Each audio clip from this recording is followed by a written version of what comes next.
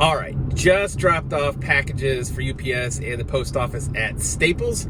Don't normally drop off post office stuff at Staples because the postman doesn't come comes at 10 a.m. in the morning, and I'm usually out in the afternoon, but it was convenient this time. So heading over to St. Vincent's de Paul to see what I can pick up and find. And I'm just thinking here, actually, as I'm heading over, I don't know if it's better to be there first thing in the morning, because sometimes that works really well, but other times I find stuff in the middle of the day.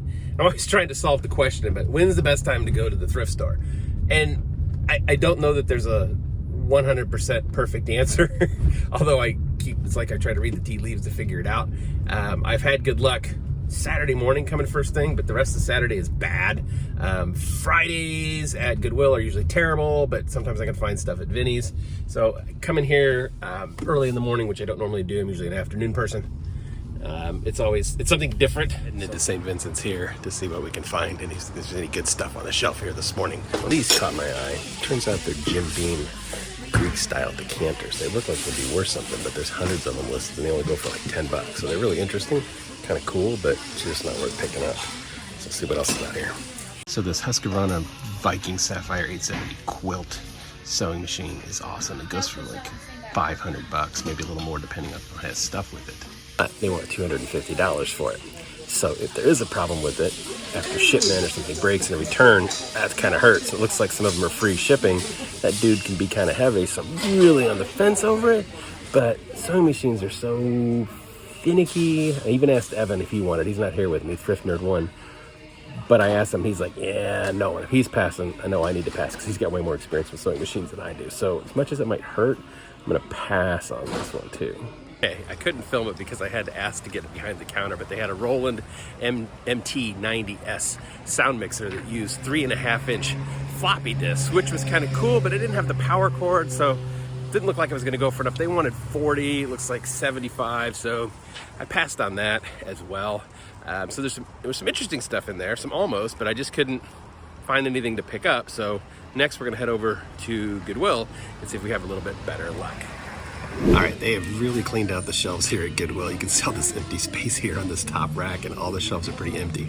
But I did find this Hello Kitty boombox, and what usually doesn't work on these is the tape cassette players, but this is playing and fast forward and rewinding. They only want $10 for it, and a couple have sold here recently for $80 and $100, and there's like 3 or 4 listed around $99 to $100. One went for $32 parts, and even if there's a problem with this, I've fixed these before. I've gone inside of them and replaced the belts to make sure that it works, and so I'm confident that for $10 I can pick this dude up and turn it into something. So Hello Kitty stuff can be in demand. Now, the problem with this is, as you can see if I can open this, open, is, see how pink it is? That's what it used to look like. Now it's this orangey, but that's the way they all are. So I think I can flip this for some good money. I'll test it out, make sure it works well, and turn it into at least 70, probably a little bit more. So on to the next thing.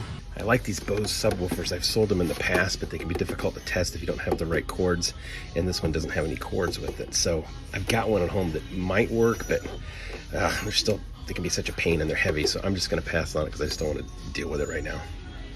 All right, there was nothing else really in there. It's just the Hello Kitty boombox that I picked up. I'm looking forward to getting that home, seeing if it works, but they've really cleaned out the shelves, man. The shelves were really bare, so room for new good stuff, I suppose, is the proper way of looking at that.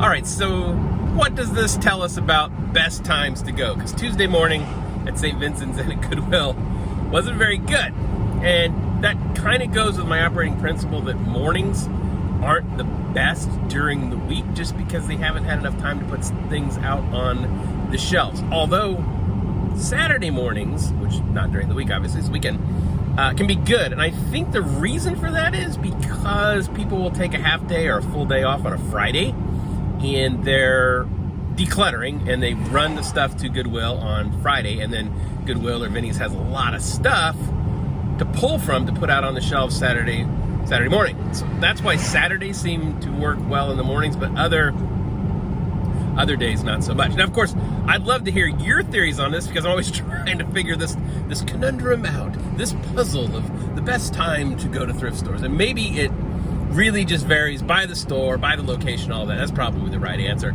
But I'd be interested to know if you figured out that there's definitely a pattern to the thrift stores that you go to.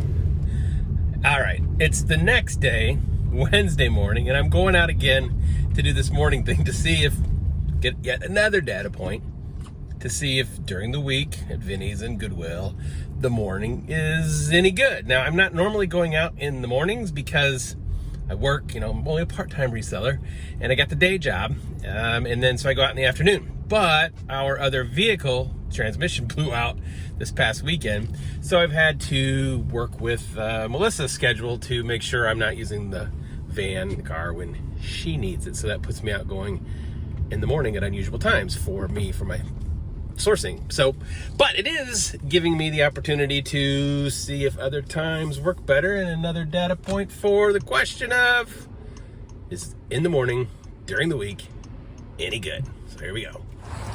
All right, I just got out of Staples talking to the manager about clearance printers. They had 4. One could work. They want 200, and it looks like maybe it goes for 500, 530, but I'm thinking about it because $200 if there's a problem with it after it ships, because it's a demo floor model. Somebody buys it and there's a trouble, that's a lot of money to be on the hook for potentially. So I don't know, I got to think about it a little bit more. But now we're at Vinny's and in the morning, and I've never seen the parking lot full. It's almost completely full. It's usually like maybe a quarter or a third. So this place is packed. So this is new to me. So let's go on in. All right, so there was nothing in there worth looking at all. But it looks like the excitement here and why the parking lot is so full is because they've just put out all the Christmas stuff. And so everybody's excited to look at the Christmas ornaments and all that goes along with it. There are a whole bunch of tables. So I think that's why the parking lot's full today. All right, into Goodwill. Good news is the parking lot here is pretty light. So better luck maybe this time heading in. Always looking for bows, and these are in decent condition. Looks like they go for about $45, but they want 20, so it's not gonna be worth it. Second day in a row striking out with bows. So it's not gonna be a complete loss. I just found this Sony remote, and they want $5 for it. It sells for 20 free shipping, or 15 plus, $4 or $5 shipping. It's not the greatest. It's worth a few bucks. Pay for the gas, I guess. It's easy to test, easy to ship. So I'm going to pick it up just because I think it's the only thing I'm going to find here today. And that was the only thing I found, was that Sony remote. Well, not entirely. I bought some health food that I found to drown my sorrows. It's such a crummy trip 2 days in a row. So I think I'm glad I'm never going out in the mornings ordinarily, because I'm an afternoon person just with the schedule. So this just isn't working very well. So on to the next thing. If you are an eBay reseller or thinking of becoming one because of debt, you should check out the Financial Acumen course, as seen on World Business with Kathy Ireland. The Financial Acumen course is designed to teach you all the things you never learned about money, debt, and investments in school, but should have. It teaches you how to take control of your finances with proven principles and strategies to get out of debt and build your retirement nest egg for a wealthy lifestyle. The course is fully narrated and includes videos and animations, along with exercises and assignments that are supported by a downloadable workbook. And I spent an afternoon discussing it with supermodel turned businesswoman Kathy Ireland. You can see that conversation over at yourdebtfreefuture.com. The course is not giving financial advice. It is simply teaching concepts that will supercharge your financial literacy and make you more money savvy. To get started, head over to yourdebtfreefuture.com. Until next time, happy thrifting.